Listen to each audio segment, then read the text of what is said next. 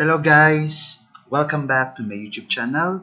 This is Jason Bibelan aka Organizon 118 and welcome to this episode of Understanding Basic Chemistry. So for today's lesson, I will be discussing to you an introduction on what is chemistry. So in this subject, we will learn about the basic principles in chemistry. Okay, so this is commonly known as the general chemistry. Okay, so what is chemistry? Chemistry is a branch of science that deals with the study of number one, matter. So it's a study of matter, composition and properties of matter, changes in the composition of matter, and the last one is the energy that govern these changes. So all of this definition, I will be discussing all of this. Okay, so number one is what is matter. Okay, basically matter is anything that occupies space and has mass. So anything that occupies space is considered to be matter. Okay, for example, the table, it occupies space, am I right? Chalk, blackboard, water, okay, oil, those things occupy space. Okay? How about air? Does air occupy space? Yes, of course. And air has also its own mass and volume. Okay, so anything around you that occupies space and has mass and volume is considered to be matter. Okay? What is the difference between mass and weight?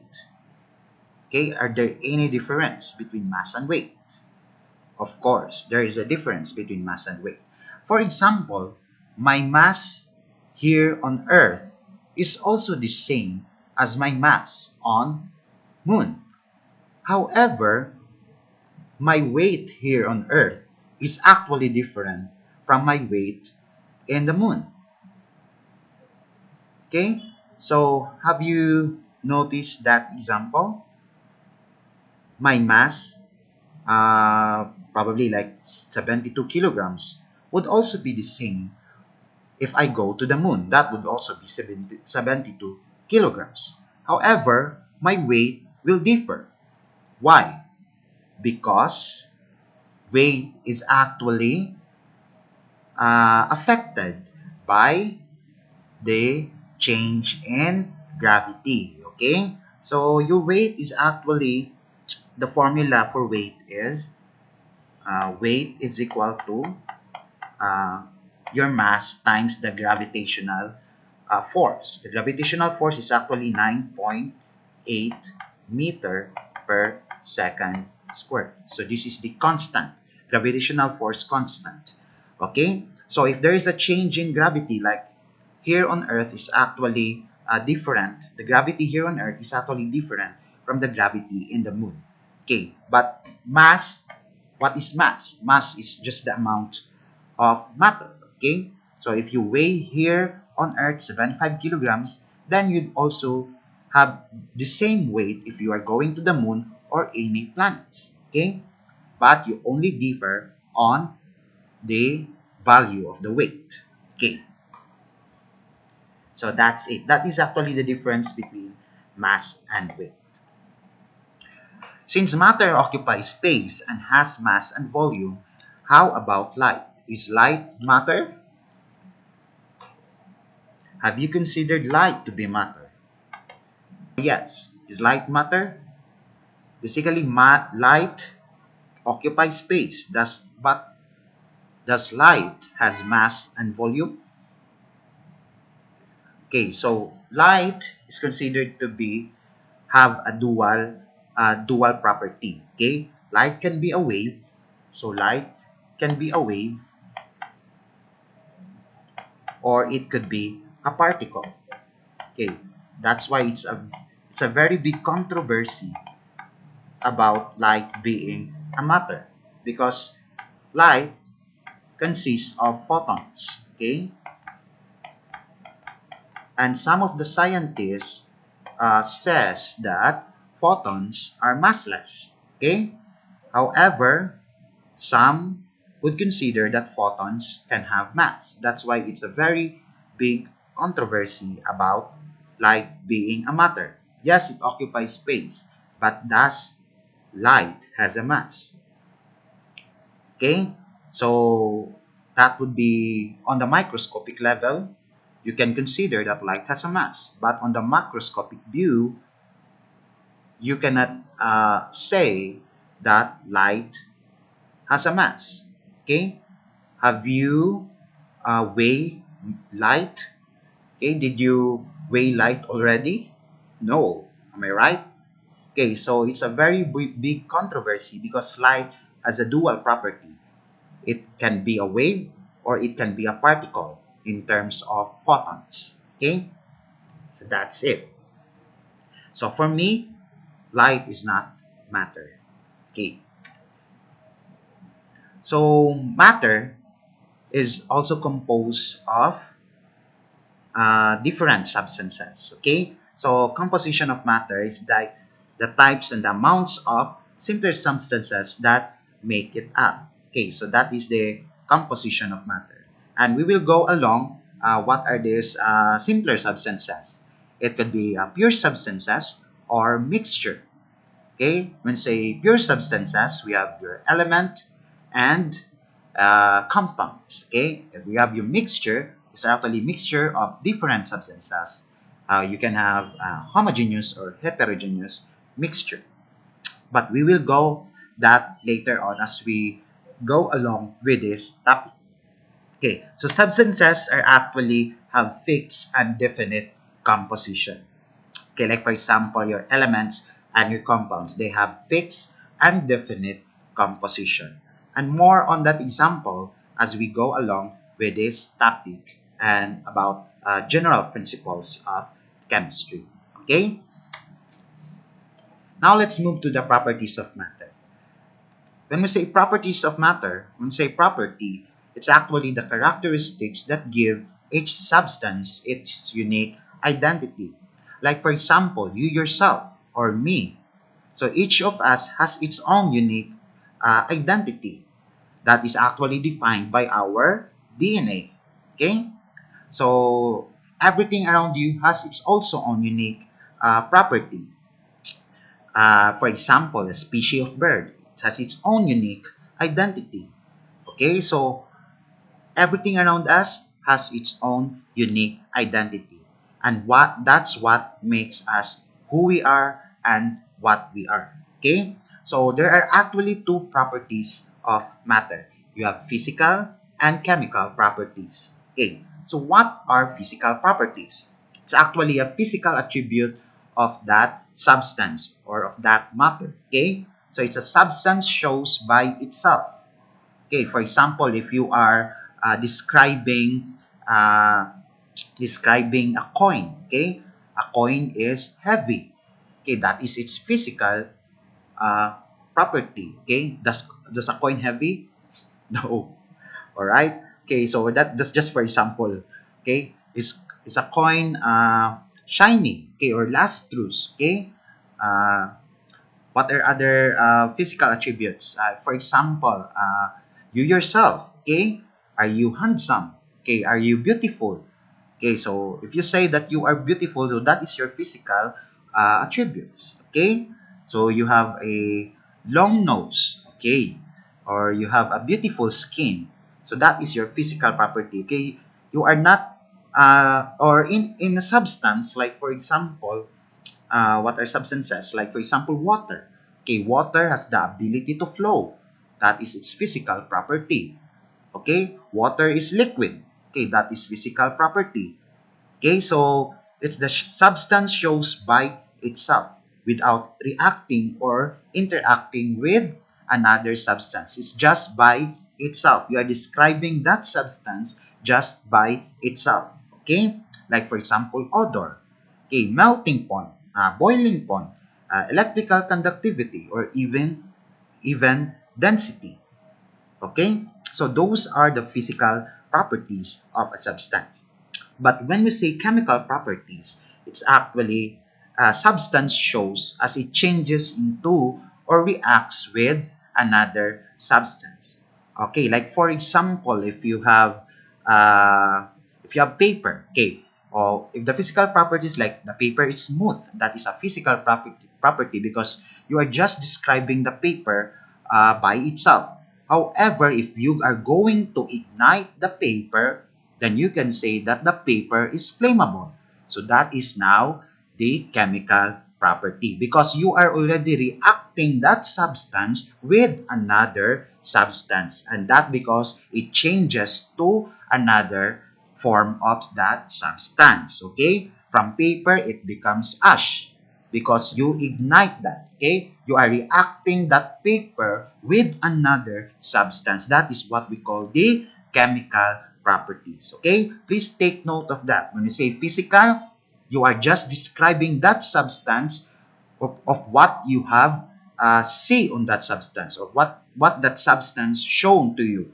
Okay, but when we say chemical properties, you are describing that substance when it reacts with another substance. Okay, so that is chemical property. So example of chemical property, you have flammability, corrosiveness. Like for example, if you have a shiny nail, okay, and then from time to time it becomes rusty, okay. So the rust there is actually the evidence of the corrosiveness of that nail, okay. So because it reacts with the water vapor in the atmosphere, at the same time the oxygen that is present in the atmosphere. So therefore, there is already a reaction between that substance and the atmosphere surrounding that substance. Okay, so to become that substance to be corrosive, so that becomes the chemical property of that substance. Reactivity with acids, like for example, your acid. Okay, so when it reacts with when you use acids, like for example muriatic acid to clean the bowl, okay, to clean the bowl of the toilet. Okay, so have you noticed that when you are cleaning the bowl of the toilet, it actually produces fumes or produces bubbles, diba? Am I right? Okay, and that bubbles are actually evident of a reactivity of your acids to the surface of the bowl. Okay, so that is actually chemical properties. Okay, that's it. Do you understand about chemical properties? Okay.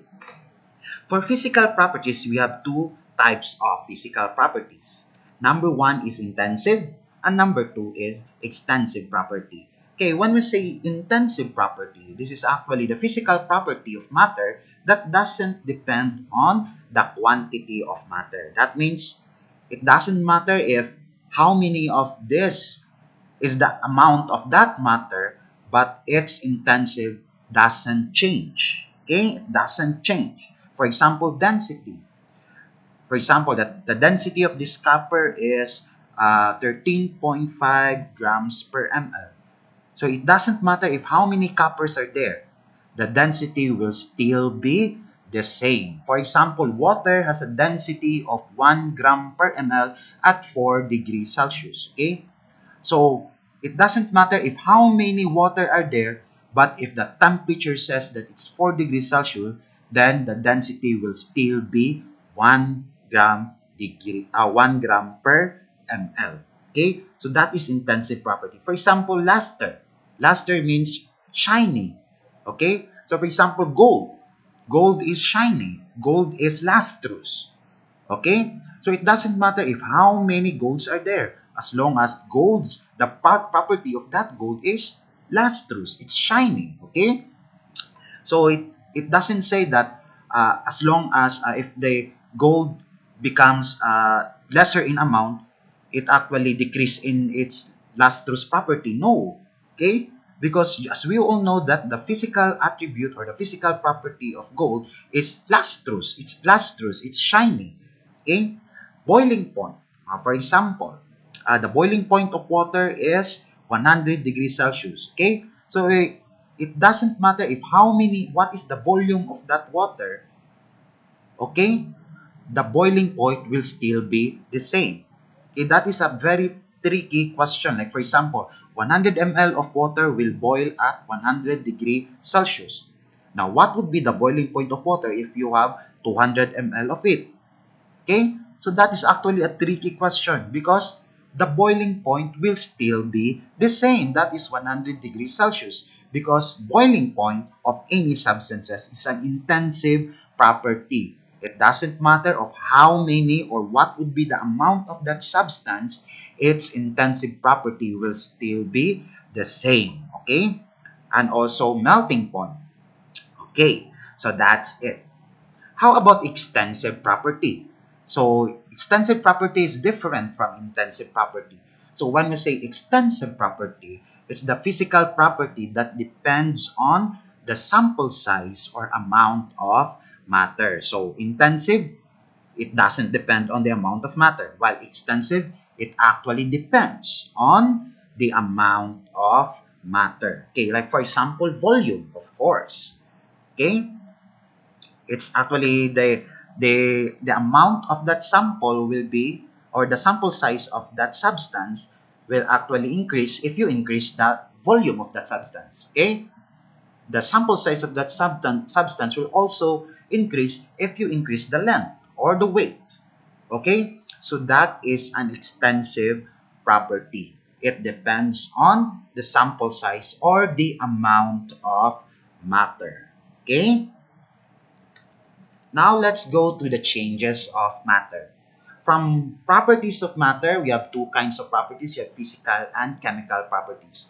Then we can also say that we have two kinds of changes of matter, which is actually related to the properties of matter. You have physical and chemical change. Okay?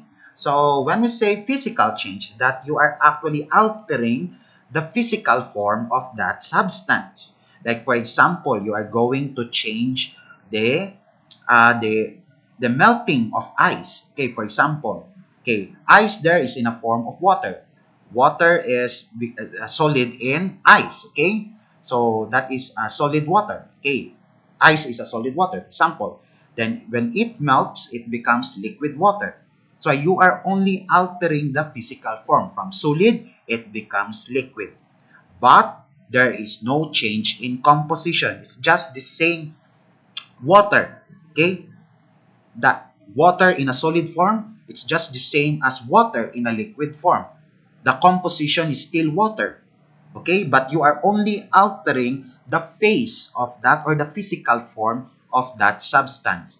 From solid, it becomes liquid. Okay? That is a physical change. Okay, for example, you are cutting pieces of what? Pieces of paper.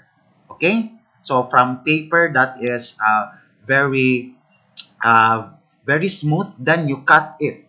Okay? You are cutting it into smaller pieces. That is still physical change. Okay? You are only altering the physical form, but not its composition. It's the same paper as it is in the whole form. Okay? It's one whole paper. Okay? So you just altering its physical form. Like for example, condensation. Okay? Condensation is from gas to liquid. Okay? So like for example, water vapor, then it becomes a liquid water. Okay? So it's the same water. You are not altering the composition. Okay? You are not saying that the water becomes rock or the water becomes paper. Okay? You are altering now the composition when you say that the water becomes paper or it becomes other substance. Okay? That is not anymore physical. Okay? But if it is it's just water, you just altering the physical form from water liquid and it becomes no water vapor and it becomes a water liquid, then that is just altering the physical form. Then that is a physical change. Okay. Then precipitation is also a physical change. Okay. Then last is the chemical change. Okay. So chemical change is a substance is converted into a different substance due to a change in composition. Okay? So you are changing the composition of that substance. Okay, your physical change, you are not changing the composition, you just alter the physical form. But in chemical change, you are actually converting that substance into another substance or by changing its composition. Okay, so that is chemical change. For example, electrolysis of water. Your water is H2O, but when you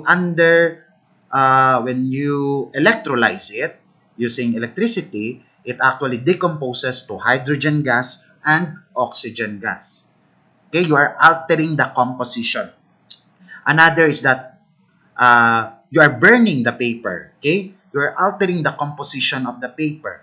Okay, your paper now is from uh, composed of cellulose fiber. Okay, it becomes carbon dioxide. Okay, it becomes carbon. It becomes other forms of gases, okay, that emit after burning it, okay, and it becomes ash, which is composed of carbon. Okay, you are already altering the composition of that substance. Okay, for example, rusting of iron. Okay, from iron it becomes iron oxide. Okay, so I will show to you what chemical change. Like for example, you are iron in nails. Okay, iron in nails becomes in the presence of oxygen, and also you have your water on the atmosphere.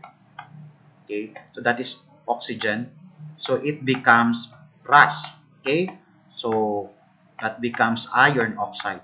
So iron oxide here is now the rust the that is already in the nail. Okay, that is rust. Okay, so from iron it becomes iron oxide, so you are altering the composition of that substance. Okay, what are the other example that I gave to you? You have electrolysis of water. Okay, it's actually the composition of your water.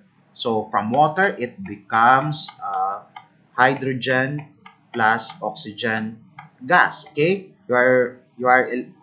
you undergo electrolysis of water. So your water there will decompose to hydrogen gas and oxygen gas. So other example, like for example, is you are going to cut the apple and you just let the apple stay there.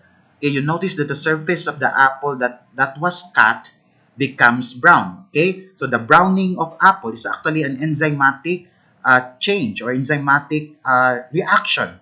Okay, so enzymatic browning of your apple or even banana. When you just let the banana stay there, okay, you peel the banana, you let the banana stay there, it becomes brown. So that is actually an enzymatic reaction, okay, of that surface of the banana or the apple. That is also chemical change. Digestion is also a chemical change. Okay, when the silver tarnish, that is also a chemical change. Most likely, like for example, combustion. Combustion is also a chemical change. Like you are igniting something, okay? You are burning something. That is also a chemical change. Okay, now let's move to the phase changes.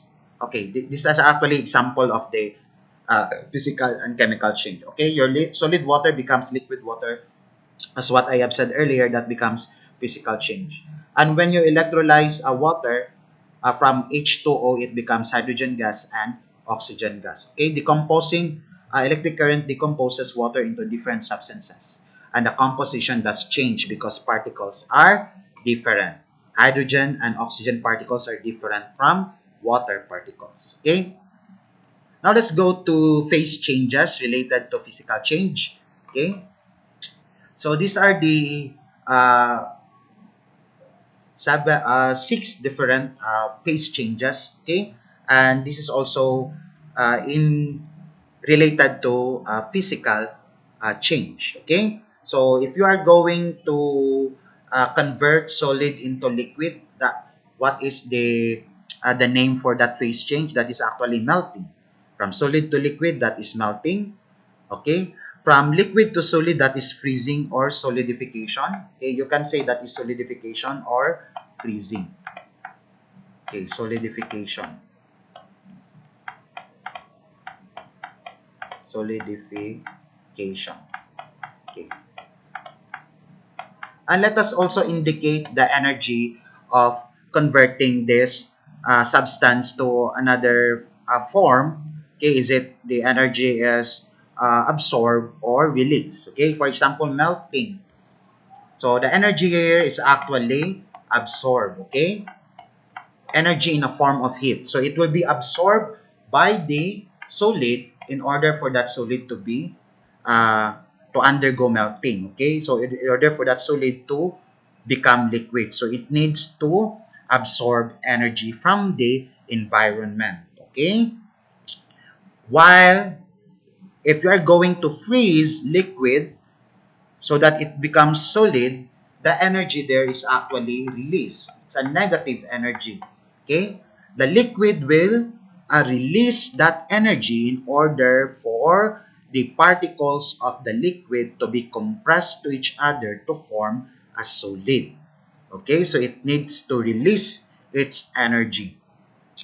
Okay, so freezing is releasing energy, while melting is absorbing energy. Okay, how about vaporization? Vaporization is converting liquid to gas. So, how are you going to convert liquid to gas? You need energy to be absorbed by the liquid in order for the liquid particles to be farther apart, okay, in order for it to produce gas particles. Okay, so energy should be absorbed by the liquid. Okay, so when liquids evaporates, it actually absorbs energy from the environment in a form of heat, while if it is condensing, it's actually releasing energy. Okay, that's why when it's that's why if you notice that it's a cloudy day and it's almost raining. Okay, when when it's almost raining, have you noticed that the environment becomes hot? Okay, uh, you feel hot. Okay, you feel the heat that is actually uh, present, okay, in the environment. Okay, you feel so hot. Okay, so it's because before it rains, okay, the gas there is actually converted to liquid. Okay, all of the gas particles or water vapor that is actually present in the atmosphere will be condensed. Okay, if it undergoes condensation, then the energy will be released. Okay, that's actually in the clouds. When it released, so the surrounding becomes hot because it is actually in the form of heat. The energy release here is actually in the form of heat. That's why you feel so hot even though that it's almost raining. Okay, that it's cloudy and it's almost raining. Okay, that's why you feel uh, a hot environment, although in that situation, because during condensation energy is released. Okay, so what are other phase changes? You have sublimation. Okay, sublimation is from solid to gas. Example here is you have your mothballs. Okay, mothballs or naphthalene balls. Okay, mothballs or naphthalene balls are undergo sublimation. Okay, it doesn't melt. Okay, it doesn't undergo from solid to liquid, but your mothballs are actually uh, undergo sublimation, or it will just sublime. Okay, so that's it. So from solid, it becomes gas. And sublimation is also positive energy. Okay, the solid will absorb energy from the environment in order for that solid to sublime. Okay, that is actually mothballs. And the last one phase change is from gas to solid. What do you call that phase change? It's actually deposition. And deposition is negative in energy. That means you are releasing energy to the environment. Okay, example of a deposition is iodine crystals. Okay, iodine crystals will also undergo deposition. Okay, so from iodine crystals, when it is heated, it will actually sublime. Okay, then after it's sublime, okay, when there is a cold surface on the at the top of where the gas will escape, that it will deposit there as solid, okay, a solid substance again. Okay, so from iodine, so for example, if you have iodine crystals here, okay, iodine crystals, then you are going to heat that iodine, okay, so it will sublime, okay, it will turn into gas, okay, iodine gas. It becomes iodine gas, okay, becomes iodine gas. Then if there is a cold surface here, where if there's a cold surface there, okay, the iodine gas will become a solid back again by deposition. Okay, so that is an example of deposition. Now your iodine goes back to its solid form after it becomes a gas form. Okay.